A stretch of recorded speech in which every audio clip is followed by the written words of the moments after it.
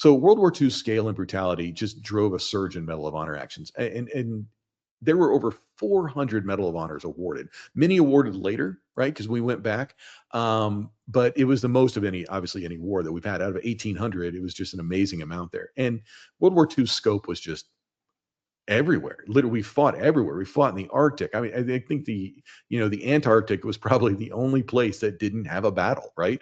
And it actually did around the seas in some of those places too, like south of Australia and stuff. But again, the Medal of Honor, the vast majority, the people who qualify are not going to survive. And there's been some instances right now. There were instances absolutely of like racial bias and stuff. And we went back and hopefully corrected as many of those as we can. But there were also instances where it was just nobody lived. So a great example, I can't remember the name off the top of my head, but he's in one of the books, European, in the European theater. He did an amazing thing, right? Did an amazing thing, died while it happened. His company commander put put the paperwork together and everything, and then he died, and then other people in his unit died.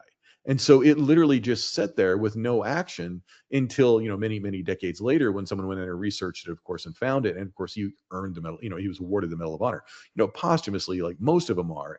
But, at the end, it's, even though it's delayed, right, it's still good that, we recognized for it. But sometimes it was just weird, a bunch of weird circumstances. And by the way, there's a ton of stories out there about, how we went back and fixed, at least tried to rectify some of the racial bias, Asian Americans, African Americans, many others out there. So I don't really touch on a lot of that here because I am not an expert in that, but it's interesting to know that the first African American, for example, that earned the Medal of Honor was the Civil War. And then you had Buffalo soldiers that earned the Medal of Honor. Some amazing stories of it. And then, of course, racism in the Army kind of got really bad with World War I and then World War II.